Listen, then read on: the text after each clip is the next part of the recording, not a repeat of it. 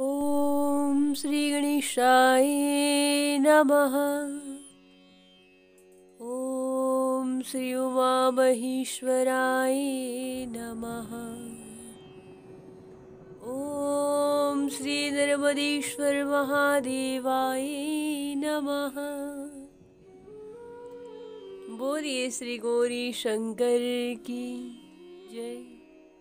आप सभी का राम दर्शन चैनल में हार्दिक स्वागत है। आज हम सभी श्रवण करने वाले हैं भगवान श्री शिव के प्रिय वाहन नंदीश्वर जी की पावन कथा। आइए सर्वप्रथम भगवान श्री शंकर जी की वंदना करिए।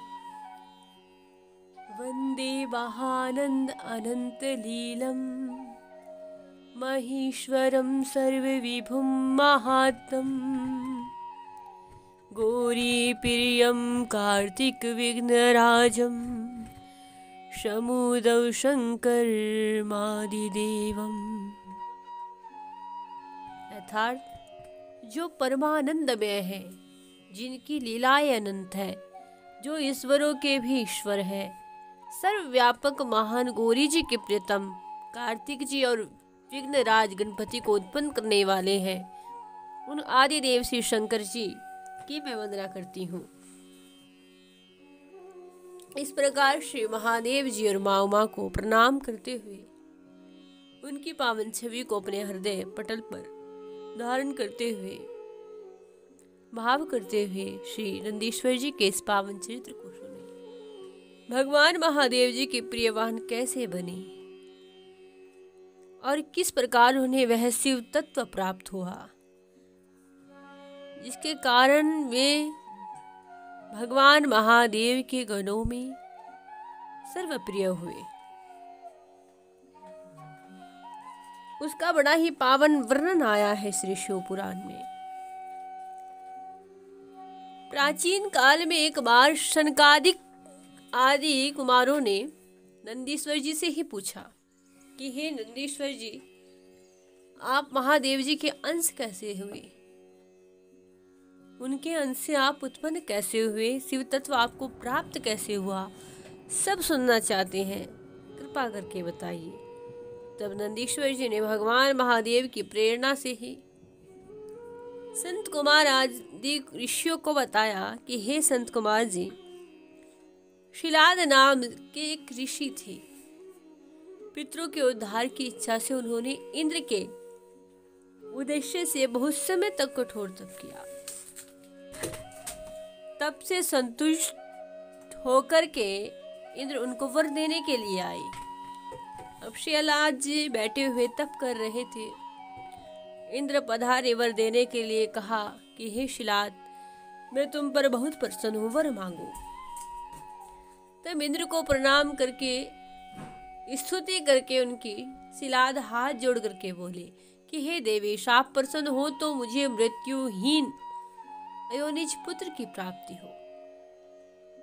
अब इंद्र असमंजस में पड़ गए कि अमर तत्व को प्राप्त आने वाला पुत्र मैं कैसे दे सकता हूँ, यह तो मेरे हाथ में नहीं है। तब इंद्र बोले, हे मुने, मैं तुमको मृत्युहीन अयोनिज पुत्र नहीं दे सकता, क्योंकि विष्णु भगवान से ब्रह्मा तक सब मृत्यु वाले हैं, और की तो बात ही क्या की जाए। यदि भगवान शिव को प्रसन्न कर लिया जाए तो वही तुम्हारी इस मनोरथ को पूर्ण कर सकते हैं। अतः आप शिव जी को प्रसन्न करें। ऐसी प्रेरणा देकर के इंद्र अंतर ध्यान हो गए, अपने लोक को चले गए। इंद्र के जाने के बाद शिलाद जी ने फिर दिव्य सहस्त्र वर्ष तक महादेव जी की आराधना की। आराधना भी ऐसी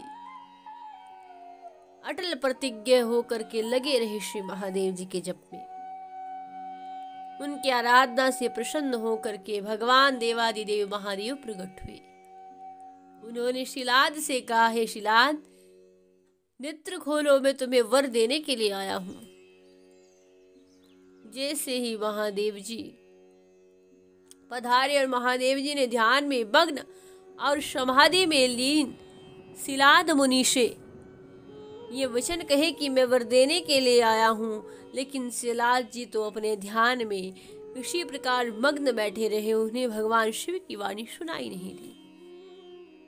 तब भगवान शिव ने उन मुनि को हाथ से स्पर्श किया, फिर उनकी समाधि छूटी और अपने नेत्रों के सम्मुख अपने आराध्य, परम आराध्य भगवान महादेव उमा सहित देख करके मुनि आनंद से उनके से चरणों में गिर पड़े।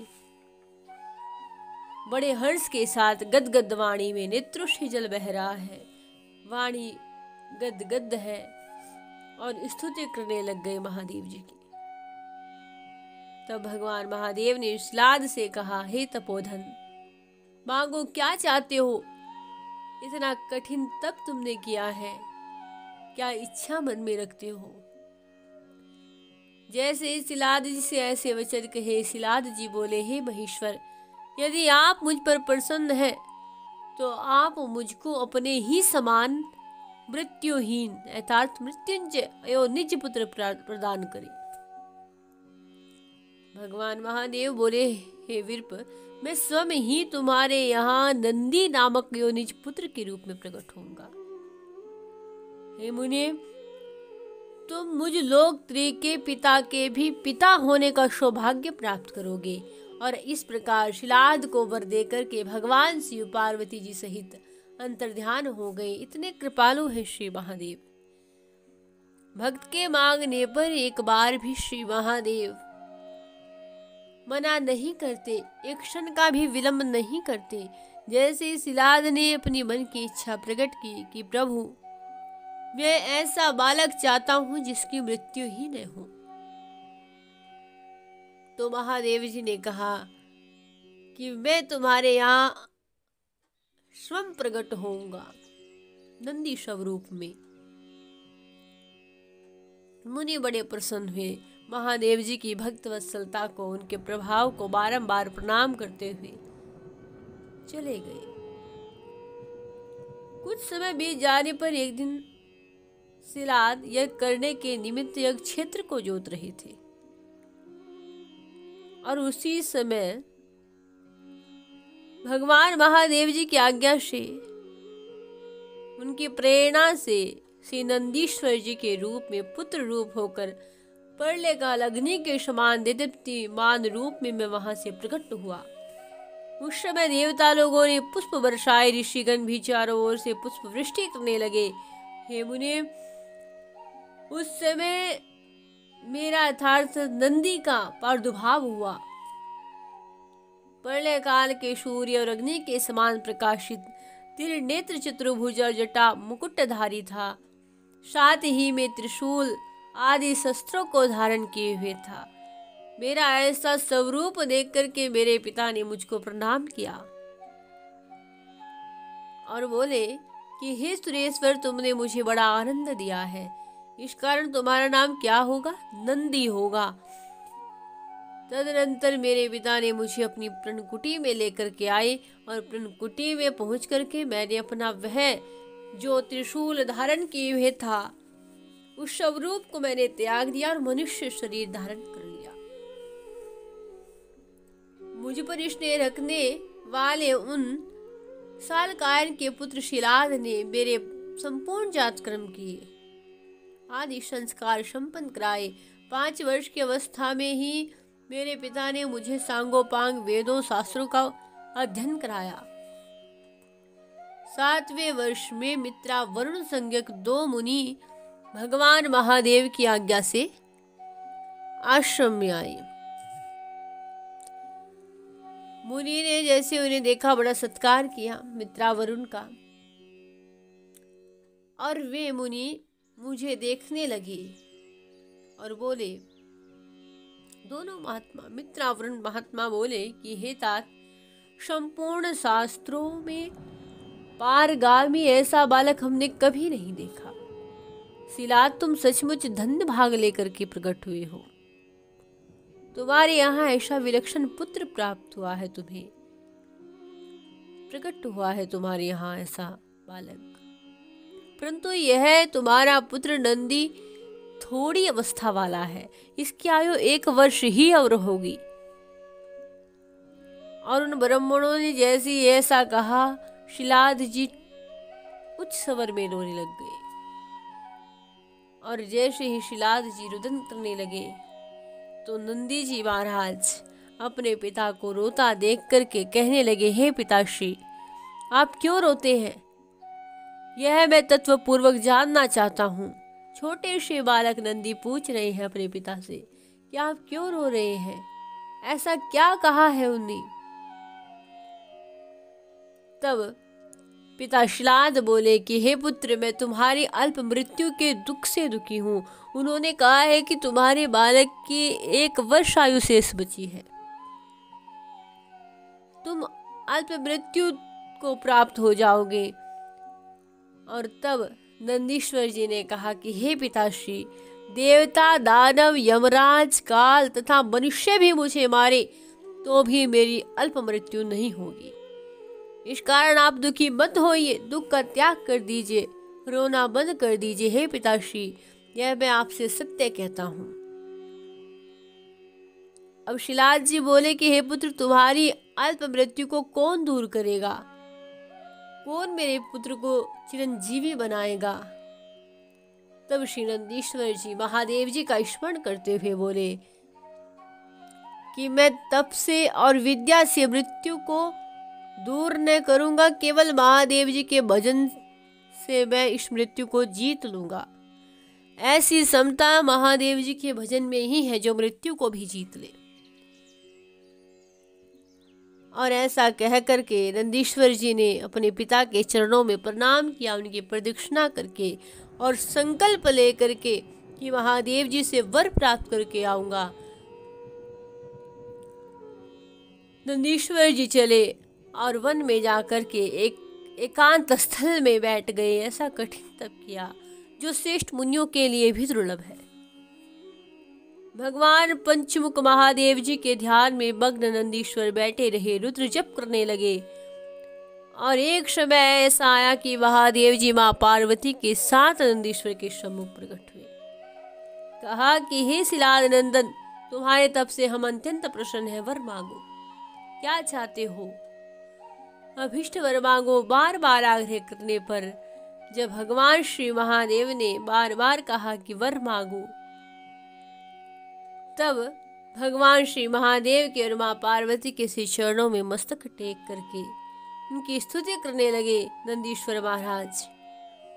और तब भगवान श्री महादेव जी ने अपने दोनों हाथों से पकड़ करके नंदीश्वर को बड़े ही प्रेम से हृदय से लगाया और बोले, हे वत्स, तुम्हें मृत्यु का भय कहाँ है?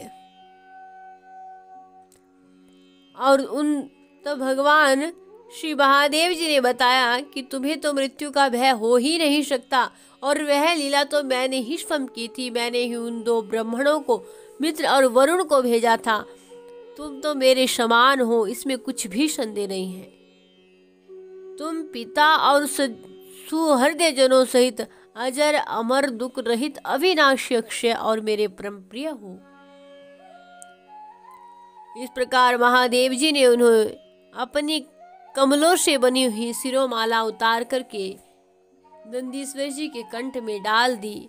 और नंदी महाराज उसे पहनते ही 3 नेत्र 10 भुजाओं वाले हो गए, मानो दूसरा शिव स्वरूप हो। तब भगवान महादेव जी ने कहा कि और क्या चाहते हो, और क्या तुम्हें श्रेष्ठ वर दूं? तब भगवान श्री महादेव जी ने इतना कह करके अपने जटाओं से हार के समान निर्मल जल ग्रहण करके नदी हो, ऐसा कह करके वह जल नंदीश्वर के ऊपर छिड़का और उस जल से 5 शुभ नदियां हुई। जटोत्का, तिरस्त्रोता, वर्षधवनी, सर्वोणत और जम्बू नदी उत्पन्न होकर के बहने लगी। यह पंचनद नामक परम पवित्र शिव का पृष्ठदेश जपेश्वर के समीप वर्तमान में है। भगवान महादेव पार्वती जी से बोले कि मैं नंदी को गणेश्वर के पद पर अभी सक्त करता हूँ। भगवान महादेव जी ने नंदी जी को पद देने से पहले माँ उमा से पूछा और माँ उमा ने कहा कि हे देवेश, यह सिलाद पुत्र नंदी आज से मेरा भी महाप्रिय पुत्र हुआ, अतः आपको जो उचित लगे करे। और जैसे माँ उमा ने ऐसा कहा तो भगवान महादेव ने अपने सभी गणों को बुलाया और कहा, आज सब गणों को बुला करके श्री महादेव जी ने कहा कि यह नंदीश्वर मेरा पुत्र है, सब गणों का अधिपति है और प्रिय गणों में मुख्य हुआ है। आज से सभी इसके वचन का पालन करें। और भगवान श्री महादेव जी ने बड़े प्रेम से नंदी जी को स्नान कराया अपने हाथों से, और आज से यह नंदी तुम्हारा स्वामी होगा, ऐसा अपने गणों को कहा। जय श्री भगवान महादेव जी ने ऐसा कहा तो संपूर्ण गणपति बहुत अच्छा ऐसा कह करके सब अभिषेक की सामग्री लेकर के आए और इंद्र सहित संपूर्ण देवता, नारायण, संपूर्ण मुनि प्रसन्न हो सब लोगों से आए। और भगवान श्री महादेव जी ने आज नंदीश्वर जी को इस पद पर स्थापित किया। भगवान श्री महादेव जी ने आज गणों का अधिपति नंदीश्वर को बनाया है। सभी ने श्री नंदीश्वर जी के जय जयकार की। बोलिए श्री नंदीश्वर महादेव की जय। इस प्रकार भगवान श्री महादेव जी के द्वारा गणाध्यक्ष पद पर अभिषिक्त होने के बाद भगवान महादेव जी ने नंदी जी का विवाह सुयसा नाम वाली मरुत की परम मनोहर कन्या से उनका विवाह कराया। और विवाह के समय जब भगवान श्री महादेव जी का स्मरण करके नंदीश्वर उस रूपवती सुंदरी सुयसा के साथ मनोहर सिंहासन पर बैठा, तब महालक्ष्मी ने नंदीश्वर जी पर मुकुट सजाया। देवी ने अपने कंठ का दिव्य हार नंदी जी को प्रदान किया और श्वेत वृषभ, हाथी, सिंह की ध्वजा, स्वर्ण का हार इत्यादि वस्तुएं दी। विवाह के पश्चात नंदीश्वर जी ने ब्रह्मा जी, विष्णु जी को नमस्कार किया। तभी भगवान श्री महादेव जी ने माँ उमा के सहित दोनों श्री शिव पार्वती बोले, हे सतपुत्र, तुम पति और यह सुयसा तुम्हारी पत्नी है। मैं तुमको वही वर दूंगा जो तुम्हारे मन में हो। तुम मेरे सदा प्रिय हो, तुम अजय महाबली हो, पूजनीय हो। आज श्री महादेव जी ने नंदीश्वर को और माँ सुयसा को, जो नंदीश्वर जी की पत्नी है, दोनों को वर दिया और श्री नंदीश्वर जी से कहा कि जहां मैं रहूंगा वहां तुम होगे, जहां तुम होगे वहां मैं रहूंगा। और आज सभी जानते हैं कि श्री महादेव जी के शिवलिंग के आगे नंदीश्वर जी विराजमान होते हैं। ऐसा कोई शिवालय नहीं है जिस शिवालय में श्री नंदीश्वर जी की प्रतिमा न हो, नंदीश्वर जी विराजमान न हो, क्योंकि साक्षात श्री देवादिदेव महादेव जी ने ही कहा है कि जहां मैं रहूंगा वहां तुम होगे, और जहां तुम होगे जहां वहीं मैं रहूंगा। इस प्रकार कह करके भगवान महादेव कैलाश पर चले गए और नंदीश्वर जी ने कहा कि इस पावन चरित्र को जो चित्त लगा करके श्रवण करता है, श्री उमा महेश्वर जी की अपार कृपा दृष्टि उसके ऊपर होती है। श्री महादेव जी माँ उमा सहित उस पर प्रसन्न रहते हैं। बोलिए श्री उमा महेश्वर की जय, श्री नंदीश्वर महाराज की जय, मात सुयसा की जय।